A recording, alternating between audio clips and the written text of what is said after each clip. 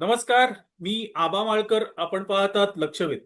मंडळी, सुप्रीम कोर्टाने काल निकाल दिला आणि तो निकाल असा होता की जे SIR सध्या देशभरात सुरू आहे निवडणूक आयोगामार्फत, हे संविधानाला धरून आहे, कायद्याला नियमाला धरून आहे आणि ते योग्य आहे.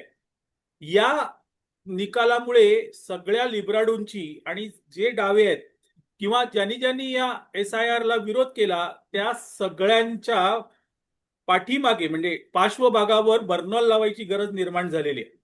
आपण या विषयावर आज बोलणार आहोत. आज आपल्यासोबत आहेत ज्येष्ठ विश्लेषणकार कांती गाला. कांतीबाई, नमस्कार, आपलं स्वागत आहे. सर्वांना माझा नमस्कार. कांतीबाई, काल जो सुप्रीम कोर्टाने निकाल दिला त्यावरून खरं म्हणजे निवडणूक आयोगाने हे जे काही SIR राबवलं होतं ते योग्य ठरलेलं आहे. त्याही पेक्षा जे सगळे याला विरोध करत होते त्यांच्यासाठी हे एक चपराक आहे. आपण या मुद्द्यावर सगळ्यात सुरुवातीला मला तुम्हाला हा प्रश्न विचारायचा आहे की हे SIR म्हणजे काय आणि ते नेमकं कधी सुरू झालं? SIR म्हणजे स्पेशल इंटेन्सिव्ह रिव्हिजन, म्हणजे मतदार यादीमध्ये वारंवार आहे ना ते चेक करायचं असतं. म्हणजे काही लोक ते मृत्यू होतं, काही लोक बाहेर राहायला जातात, तर ते वोटर लिस्ट परफेक्ट करायचं हे मोठी गरजेची बाबत आहे. कुठलीही निवडणूक ट्रान्सपरंट त्याच वेळी होऊ शकते ज्यावेळी मतदार यादी व्यवस्थित असतं. आणि हे आपण आझादीपासून म्हणजे ज्या आपलं इलेक्शन प्रोसेस सुरू झाल्यापासून हे प्रत्येक वर्षी होत होतं. अप टू 1966 प्रत्येक वर्षी ते SIR व्हायचं. पण त्याची त्यावेळी सोशल मीडिया नव्हतं, एवढं नव्हतं की त्यामुळे लोकांना ते कळत नव्हतं. पण SIR प्रक्रिया प्रत्येक वर्षी होत होती टिल 1966. 1966 नंतर थोडा बदल झाला आणि प्रत्येक जनरल निवडणुकीच्या आधी किंवा कुठले तरी बाय इलेक्शनच्या आधी ते SIR व्हायचे चालूच होतं. ते काय नवीन प्रोसेस नाहीये आणि ते कॉन्स्टिट्यूशननी त्याला एक राईट दिलेला आहे, कॉन्स्टिट्यूशन सांगितलंच आहे. आणि हे इलेक्शन कमिशनरचा अधिकार आहे की वारंवार त्यांनी त्याच्यामधनं निरीक्षण करायचं आणि जे एलिजिबल नाहीये ते वोटर्सला काढायचं. तर ही प्रक्रिया सुरू झाली, याचा अर्थ आपली डेमोक्रेसी हेल्दी होते. प्रत्येक चांगला वोटर म्हणजे जो वोटर इंडियाचा नाही आहे तो जायला पाहिजे आणि ऍक्च्युली जो वोटर आहे तो राहायला पाहिजे, तरच मतदान प्रक्रिया चांगली होते ना. ह्यांनी लोकशाही बळकट होणार. बरोबर. आणि ही या जुनी प्रोसेस आहे. बिहार पासून या प्रक्रियेला पुन्हा हवा मिळाली असं म्हणू. कारण ती बरोबर आहे, तुम्ही सांगता की जेव्हापासून भारतात निवडणूक प्रक्रिया सुरू झाली तेव्हापासून SIR सुरू झालेला आहे. पण बिहारमध्ये म्हणजे आता बिहारची विधानसभा निवडणूक ज्या वेळेस झाली त्याच्या अगोदरपासून ही SIR प्रक्रिया याला एक हवा मिळाली आणि घरोघरी ही प्रक्रिया पोहोचली की बाबा अशा प्रकारे जे इलिजिबल नाहीये त्यांना काढून टाकणं, मतदार यादीतून लांब करणं, ही प्रक्रिया सुरू झालेली आहे. तर विरोधकांचा आक्षेप आहे की हे बिहारमध्ये भाजपने जिंकण्यासाठी ही प्रक्रिया सुरू केली. तुम्हाला काय वाटतं, हा आरोप योग्य आहे? आरोप कोण काही करू शकतं. ते मुद्द्यापासून लांब गेले. विरोधकांकडे कुठला मुद्दा नाही राहिला की बीजेपीला कसं फाईट करायचं. बघा, तुम्हाला कसं समजणार कुठला वोटर कोणाचा आहे ते? म्हणजे ऍक्च्युली आपल्याला कळतच नाही ना. एखादं नाव डिलीट झालं तर तुम्हाला कसं समजणार हा भाजपचा वोटर आहे? पहिलं माझा प्रश्न आहे. आणि बिहारमध्ये ती ट्रान्सपरंट प्रोसेस होती. ज्यांची ज्यांची नावं काढलेली ना त्यांना संधी दिलेली, जिल्हा अध्यक्ष मध्ये आणि वेबसाईटवर त्यांची नावं लिहिलेली होती. त्याच्यामध्ये ज्यांना कंप्लेंट करायची होती कंप्लेंट करायला त्यांना इलेक्शन कमिशनरनी हे दिलेलं बाब दिलं होतं की तुम्ही जाऊन ते रिटर्न कंप्लेंट पण करू शकतात, कार्यालयात पण जाऊ शकतात, जिल्हा याच्यामध्ये किंवा वेबसाईटवरही जाऊ शकतात. मी तुम्हाला एक जनरल अंदाज देतो रे. बिहारमध्ये अंदाजे 47 लॅक्स वोटर्सची नाव डिलीट झालेली आहे. त्याचा आपण 1% धरूया, फक्त 1%. 47,000 वोटर्स जर खरोखर आले बूथवर आणि माझं नाव नाहीये हे सांगायला, तर केवढं मोठं केओस होऊ शकतं. म्हणजे अख्खी बिहारची प्रोसेस झाली, कुठेही 25 लोक बूथवर नाही आली. मी तुम्हाला एक साधा एक्झाम्पल देतो. उद्या जर माझं का तुमचं नाव नसेल, आपण तर वोटिंगच्या दिवशी आपल्या नेहमीच्या, मला माहिती आहे की माझं वोटिंग बालमोहनला आहे, तर मी काय आधी चेक करत नाही. मी जागरूक नागरिक असून पण मी चेक करत नाही, का मला माहित आहे माझं नाव असतंय. आणि मी जर माझ्या बूथवर गेलो आणि कळलं की माझं नाव तिथे नाहीये, तर मी काहीतरी प्रतिक्रिया देईन ना. मी असं सांगतो, तशी जर 25, 50, 100 लोक तरी रस्त्यावर यायला पाहिजे. एकाही लोकांनी 45 डेजची तुमचं हे असतं, म्हणजे इलेक्शन संपल्यानंतर रिझल्ट लागल्यानंतर 45 डेज मध्ये तुम्हाला इलेक्शन पिटिशन फाईल करायची असते. तर अख्खा बिहारमध्ये कोणी कंप्लेंटच नाही केली. इव्हन तेजस्वी यादवनी त्याच प्रोसेसमध्ये ते निवडून आले ना. आता एलओपी आहेतच ना. म्हणजे ज्यावेळी तुम्ही जिंकता किंवा एलओपी मिळालं, त्यावेळी तुम्ही प्रोसेसला ऍक्सेप्ट करता आणि फक्त तुमच्या कार्यकर्त्याचा मनोबळ पडू नये त्यासाठी तुम्ही काही असा आरोप करायचा, त्याचा काही अर्थ राहत नाहीये. प्रत्येक निवडणुकीमध्ये हा आरोप होत आला की वोट चोरी झाली. राहुल गांधीने हा आरोप पहिल्यांदा केला आणि नंतर मग वोट चोरी, आणि त्याचा सगळा ब्लेम हा SIR वर टाकण्यात आला. योग्य वाटतं तुम्हाला? नाही, मी तेच सांगतो की ते प्रत्येक निवडणुकी म्हणजे गेली 2 निवडणुकीमध्ये विषय बदलतात. आपण म्हणतो गोल पोस्ट चेंज करतात, की कुठं ना कुठलं कारण द्यायला पाहिजे जे लोकांसाठी नाहीये. ते त्यांचे समर्थक आहे की त्यांचे जे सपोर्टर्स आहे, त्यांचा उत्साह टिकून राहणं पाहिजे म्हणून ते हे सगळं खोटं बोलतात. पहिला ईव्हीएम केलं. ईव्हीएमचं त्यांचं चाललं नाही, की इलेक्शन कमिशनरनी त्यांना 2दा संधी दिलेली, की त्यांनी ज्यावेळी मिटिंग ठेवली आणि सगळ्या ऑपोजिशन मध्ये प्रत्येकाला सांगितलं तुम्ही या आणि लाईव्ह आम्हाला दाखवा, तर फक्त आपवाले त्या दिवशी गेले होते आणि कोणी आलं नाही. इव्हन सुप्रिया सुळेने इथं ऑन रेकॉर्ड सांगितलंय की मी 3दा निवडणूक जिंकली आहे, 3दा मी मेंबर ऑफ पार्लियामेंट आहे आणि तिन्ही निवडणूक ईव्हीएम वरच झाली होती. मग तो आता मुद्दा चालला नाही, तर आता वोट चोरीचं आणलं. तर वोट चोरीमध्ये त्यांना तेवढंच SIR आलं, त्यांना एक असं चान्स मिळाला की आपण SIRच्या नावाने हे करूया, की लोकांना ते समजेल आणि आपले जे कार्यकर्ते आहेत की आपले जे सपोर्टर्स आहेत त्यांना आपण सांगू शकतो की बाबा या कारणामुळे आम्ही हरलो आहेत, आपण बरोबर होतो पण SIR मध्ये आपली नावं कट गेली. कसं कळणार तुम्हाला कोण वोटर कोणाचा आहे ते? बरोबर. अ, देशातले अनेक विद्वान, अनेक पत्रकार, मी त्यांची नावं घेत नाही, माझ्याकडे सगळ्यांची नावं आहेत, पण मी घेत नाही कारण त्याचा गरज नाही. ते आज सांगतायत की निवडणुकीच्या माध्यमातून भाजपचं सरकार हरवणं शक्य नाही, त्यामुळे तुम्ही रस्त्यावर या आणि हे सरकार उलटून लावा अशी चेतावणी देत आहेत. आता निवडणूक आयोग किंवा निवडणूक प्रक्रिया ही सगळी संविधानाला धरून आहे, आणि आता सुप्रीम कोर्टाने तर सांगितलं की SIR, कारण या सगळ्यांचा आक्षेप SIR बरोबर आहे, सुप्रीम कोर्टाने सांगितलं SIR बरोबर आहे. मग ही मंडळी आता नेमका कोणता मुद्दा पुढे डांबू इच्छित आहेत?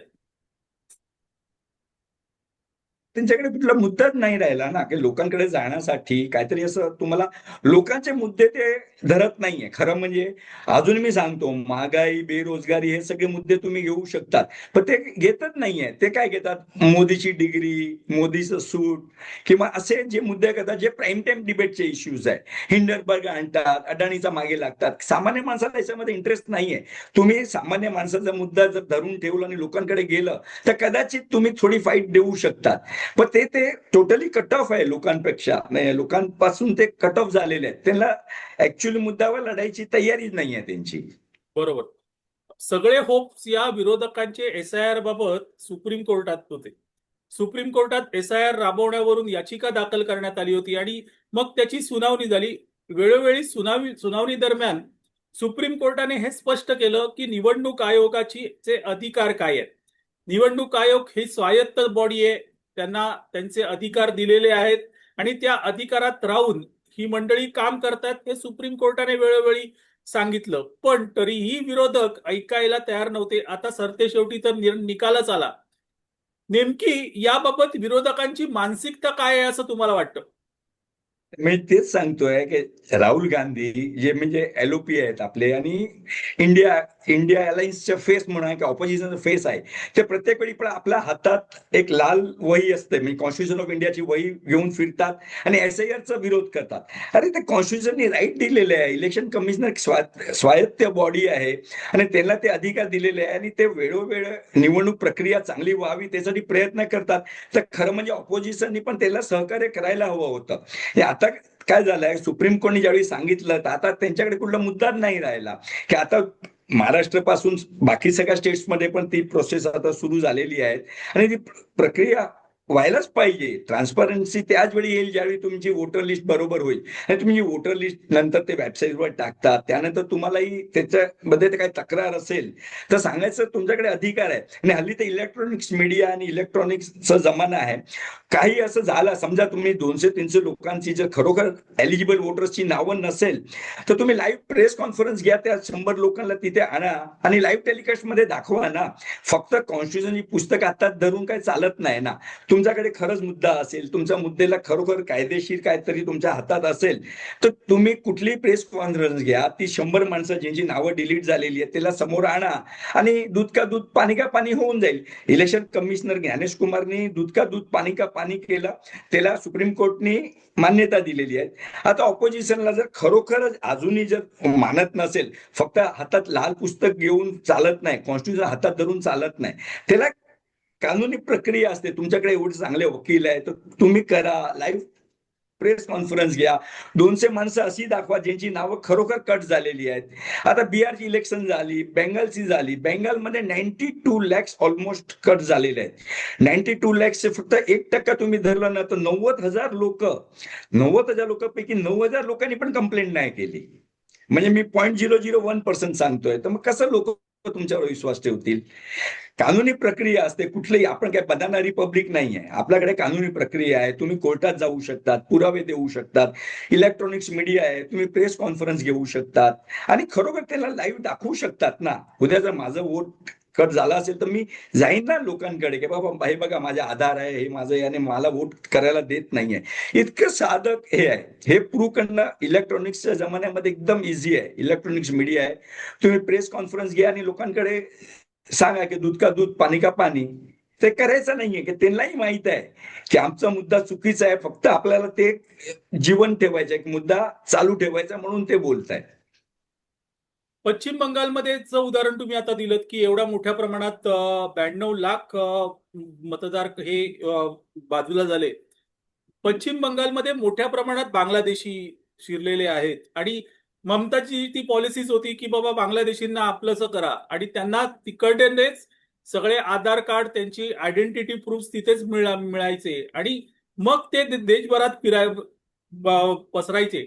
पश्चिम बंगालमध्ये या एसआरआयचा मोठा परिणाम झाला, कारण प्रत्येक जण त्यावेळेस रडत होते 92 लाख गेले, 92 लाख गेले, पण ते बांगलादेशी गेले हे मात्र कोणी सांगत नव्हतं. तर एसआरआयचा उपयोग अशा प्रकारे बाहेरच्या राज्यातून किंवा बाहेरच्या देशातून, राज्यातून नव्हे देशातून घुसखोरी करणाऱ्यांना हुडकून काढण्यासाठी होऊ लागलाय का? ते तर देशाची गरज आहे ना. कुठल्याही देशाचं प्रथम कर्तव्य हेच आहे की बाहेरचे दुसऱ्या देशात लोकांनी वोटिंग नाही करायला पाहिजे. म्हणजे 2 मुद्दे तुम्हाला सांगतो. एक तर हे फक्त एसआयआरचा फायदा बीजेपीला झाला ना, हे थिअरी चुकीची आहे, ते रॉंग नॅरेटिव्ह आहे. मी तुम्हाला एक एक्झाम्पल देतो. 30 का 31 अशा सीट्स होत्या बेंगालमध्ये, ज्याचं कॉन्स्टिट्युन्सीमध्ये 10 ते 15,000 पेक्षा जास्त नाव डिलीट झालेली होती. तर त्याच्यामध्ये मॅक्झिमम सीट टीएमसी जिंकलेली आहे. म्हणजे त्या 31 सीटचा जे रिझल्ट आला ना, तर मी बारकाईने बघितलं ना, त्याच्यामध्ये टीएमसी जास्त जिंकला, टीएमसी पण जिंकली, बीजेपी पण जिंकली. म्हणजे असं नाहीये की नाव जिथे कट झाली ते सरासर ते बीजेपीत जिंकलेले आहेत. आणि तुम्हाला एक दुसरा मुद्दा सांगतो मी, किती देशासाठी हे किती खतरनाक आहे, ही गोष्ट किती भयानक आहे हे तुम्हाला सांगतो. कालच मी शुभेंदू अधिकारींचं एक स्टेटमेंट ऐकलं की टीएमसीने एक योजना सुरू केलेली, लक्ष्मी बंधन नावाने काहीतरी आहे. मग त्या डायरेक्ट पैसे ट्रान्सफर व्हायचे त्या अकाउंट्समध्ये. तर त्याच्यामध्ये काल शुभेंद्र अधिकारी असे बोलले की 30 लाख बेनिफिशरीज होते जे, त्याची नाव डिलीट करायला लागली की आयदर ते लोक भारताचे नागरिकच नव्हते किंवा त्यांचं नाव इलेक्टोरल रोल मध्येच नव्हतं. मग तुम्ही विचार करा, 30 लाख लोकांना आपले पैसे जात होते दर महिन्याला, जे कदाचित आपले नागरिक नव्हते किंवा कदाचित ते एलिजिबल वोटर्स नव्हते. तर कालपासून त्यांनी ते बंद केलं असं मी स्टेटमेंट ऐकलंय. 30 लाख म्हणजे किती मोठी फिगर आहे हो. बरोबर आहे. नाही, आणि तुम्ही म्हणताय एकदा 100% खरं आहे. कारण ज्या वेळेस पाकिस्तानी नागरिकांना, भारतात घुसलेल्या नागरिकांना बाहेर काढण्याची मोहीम देशात सुरू झालेली, त्यावेळेस काही याच्या घुसखोरांच्या मुलाखती मी टीव्हीवर बघितलेल्या, तुम्ही सगळ्यांनी बघितल्या असतील, की ते सांगतात की भारतात फुकट रेशन आहे, भारतात विविध योजनांचा लाभ आहे, मग आम्हाला भारतात राहू द्या. म्हणजे ही जी मानसिकता आहे जी पाकिस्तान किंवा बांगलादेशी नागरिकांची, की इकडे यायचं, मोफत राहायचं, सगळं मोफत घ्यायचं. पण या सगळ्यांना विरोधी पक्ष मदत करते. विशेषतः भाजपला पाण्यात बघणारे विरोधी पक्ष मदत करतात, असं तुम्हाला नाही वाटत? नक्कीच तसं वाटतंय. आणि ऑपोजिशन ते अपीजमेंट पॉलिटिक्स मध्ये राहिले आहे, त्याची वोट बँक तयार करायची आहे. आता ज्यावेळी बांगलादेशची निवडणूक झाली आणि रिझल्ट लागायचा आदल्या दिवशी, गेल्या वेळी पण मी बोललेलो की बांगलादेशच्या पार्लमेंटमध्ये त्यांचा एका मंत्रीने असं स्टेटमेंट केली, उद्या जर बीजेपी खरोखर जिंकली आणि बांगलादेशचे सगळे रिफ्युजीज आपल्याकडे परत आले तर आपण काय करणार. आणि आताही गेले 2 दिवस आपण जे बघतो आहे, जे टीव्ही चॅनल दाखवत आहेत की बांगलादेशी लोक परत आपल्या देशात जायला लागलेले आहेत. तर ते आपण डोळ्यांनी पाहिलंय आणि ते अख्खं भारताने पाहिलेलं आहे. त्यात काय अतिशयोक्ती नाहीये. आणि त्या लोकांचं वोटिंग राईट जायलाच पाहिजे, त्यांना आपल्या आपल्या देशात पाठवायलाच पाहिजे. हे गरजेचे आहे. भारत एक धर्मशाळा नाही आहे. माणुसकीचा विचार याच्या वेळी करायचं नसतं. ते आपली काय धर्मशाळा आहे का? आपण त्याचं बर्डन का घ्यावं? इंडियन टॅक्स पेयर्सने त्याचं बर्डन का घ्यावं? बरोबर. मग त्यामुळे काय झालंय, ऑपोजिशनकडे आता काय राहिलं नाहीये. ते एकच मुद्दा धरून ठेवलाय की ते लोकांनी पहिल्यापासून आहे ना चुकीचं वोट बँक तयार केलेली आहे. मग ते याच्यावर डिपेंड राहिलेले इतके वर्ष ते चालत होतं. पण आता सोशल मीडिया आला, लोकांचा आता व्हॉट्सअप आला, लोकांना कळायला लागलंय. ते हिंदूमध्ये पण जागृती यायला लागली. चांगले जे नागरिक आहेत, ज्यांना चांगली सोयी सवयी पाहिजे, चांगलं राहायचं आहे, ते हळूहळू ती वोट बँक एक तयार झालेली आहे. तर त्या वोट बँक तयार झाली, त्यामुळे जी छोटी एक वोट बँक होती अपीसमेंट पॉलिटिक्सची, ते आता एवढी इफेक्टिव्ह राहिली नाहीये. तर ज्यावेळी चांगली लोक, सुशिक्षित लोक, मिडल क्लास हिंदू, टॅक्स भरणारी लोक वोटिंगला बाहेर पडली तर असंच रिझल्ट लागणार आहे. नक्कीच. मोदी सरकारने जे जे केलं, मोदींनी जे जे केलं, भले मग त्यांनी स्वतः केलं नसेल, निवडणूक आयोगासारख्या स्वायत्त संस्थांनी केलेलं असेल, तरीही त्याचा दोष हा मोदी सरकारवर लादायचा आणि त्यांच्या विरोधात जनमत निर्माण करण्याचा प्रयत्न करायचा, हे आपण मागच्या अनेक वर्षांपासून बघतोय. आणि त्याचा कोणताही लाभ या विरोधकांना होत नाही हेही बघतोय. तरीही विरोधक त्याच्या मागे असे का परपटले जातात? मला तेच कळत नाही. हे पॉलिटिकल बँकरप्सी म्हणतात. एकच मुद्दा तुम्ही तेच धरून ठेवलाय. लोकांचे जे खरे इश्यूज आहेत ते तुम्ही करा. तुम्ही स्वतः आत्मचिंतन करा की आम्ही का हरतोय दरवेळी. आत्मचिंतन केलं बघा. कुठल्याही याच्यामध्ये काय असते, ऑपोजिशन असतो, काही असो, ऑपोजिशन प्लस पॉईंट आणि वीक पॉईंट तुम्हाला ओळखता आले पाहिजे.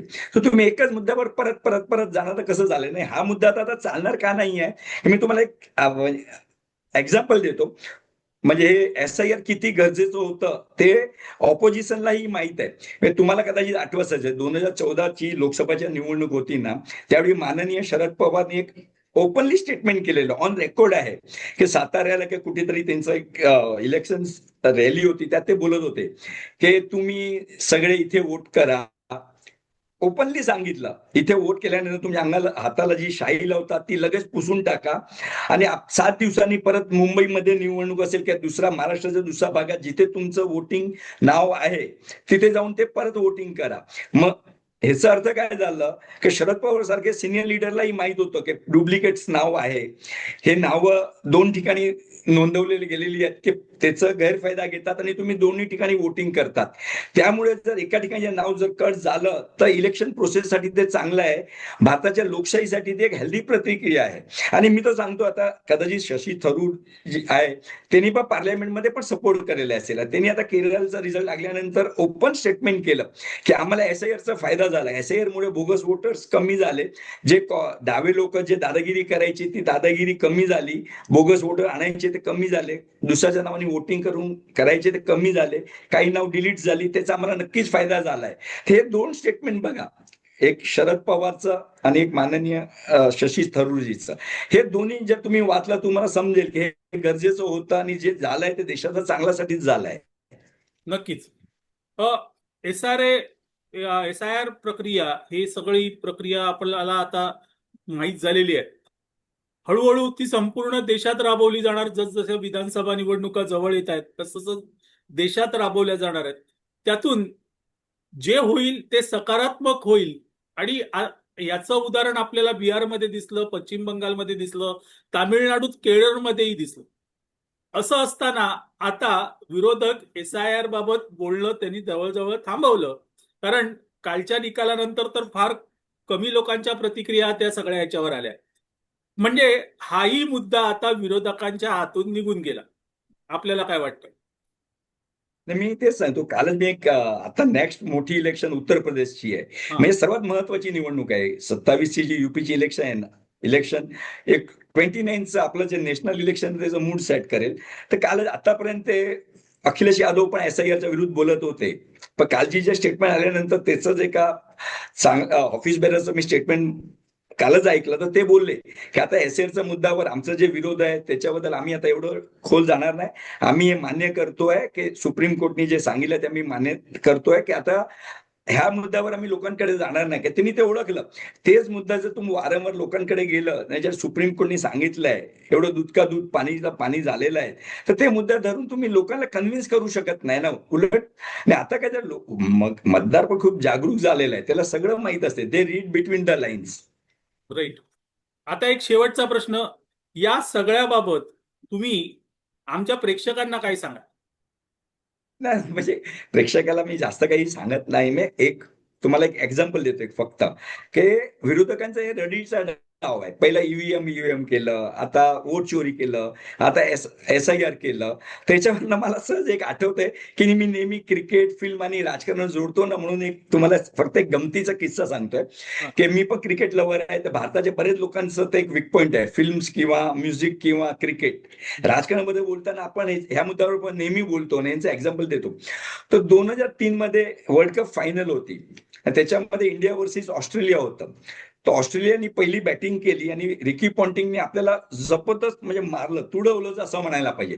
त्याने 140 रनाची खेळी केली. 50 ओव्हरमध्ये त्यावेळी 140 रन म्हणजे खूप मोठे असायचे. तर त्यांनी अशी जोरात बॅटिंग केली आणि इंडिया ते वर्ल्ड कप ची फायनल हरले. तर त्यानंतर आपले प्रेक्षक आम्ही सपोर्टर्स होतो, त्यात मी आपल्यासारखे बरेच होते की ते सगळे नर्वस झालेले, काय करायचं. तर एक नॅरेटिव्ह चालवलं गेलं की त्याच्या रिकी पॉन्टिंगची बॅटमध्ये एक स्प्रिंग लावलेली आहे आणि स्प्रिंग लावल्यामुळे ना कुठलाही शॉट तो मारायचा तो षटकार किंवा चौकार जायचं. ती नॅरेटिव्ह एवढ्या मोठ्या प्रमाणात चालली की 2 दिवस ते मीडियानी चालवली. सामान्य माणूस पण बोलताना त्याच्यावर बोलत होतं. पण कोणी असं विचार नाही केलं की रिकी पॉन्टिंगनी चांगली बॅटिंग केली तर आपण त्याला क्रेडिट देऊया. हार जीत तर होतच असतं. ते त्या दिवशी चांगले खेळले तर त्याला त्यांची क्रेडिट द्यायला पाहिजे. जसं आता वेस्ट बेंगॉलमध्ये ममता बॅनर्जींनी राजीनामा पण नाही दिला. अरे इलेक्शन आहे, तुम्ही हरले, राईट प्रोसेस आहे, you should congratulate the government आणि तुम्ही राजीनामा द्यायला हवं होतं. शेवटपर्यंत त्यांनी राजीनामा दिला नाही. तर मी तेच सांगतोय, जोपर्यंत तुम्ही विरोधकांचे प्लस पॉईंट आणि मायनस पॉईंट, क्रिकेट असू द्या, दुसरं खेळ असू द्या, राजकारण असू द्या, ह्याच्यामध्ये विरोधकाचा प्लस पॉईंट आणि मायनस पॉईंट तुम्हाला ओळखता आलं पाहिजे. तर हे जर आपल्या ऑपोजिशनला कळत नसेल तर त्याच्याबद्दल आता मी पुढे काय बोलणार. त्यांनी मोदीचं प्लस पॉईंट पण ओळखलं पाहिजे आणि मोदीच्या वीक पॉईंट पण ओळखलं पाहिजे. ते काही न करता ते मेलडी आणि असं काहीतरी वेगळ्यासारखं लहान मुलांसारखे इश्यूज घेतात. अरे नरेंद्र मोदीला पाहिजे तो ते नॅरेटिव्ह सेट करतात. प्राईम टाइम डिबेटचे इश्यूज पण ते त्याच्या इच्छेप्रमाणे करतात. अख्खं मेलडी झालं.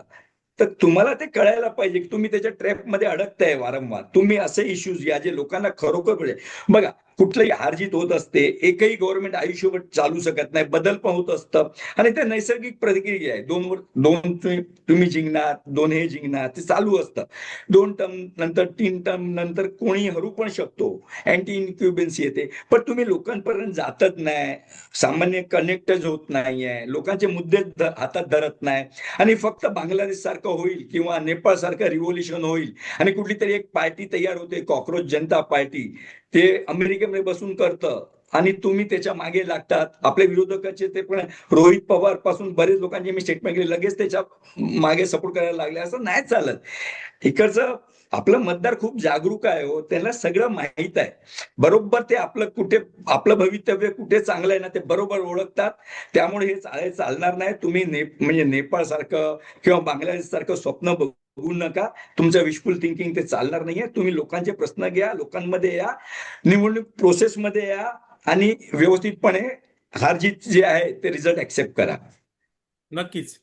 तर मंडळी, SIR हा चेंडू विरोधकांना वाटत होता की तो गुगली आहे आणि त्याच्यावर रान उठवण्यात आलं. या SIRच्या चेंडूने मोदी आउट होणार असं म्हटलं गेलं, पण जसं कांतीबाई म्हणाले की मोदींच्या बॅटमध्ये स्प्रिंग आहे, तर मोदी 6 आणि 4 मारणारच.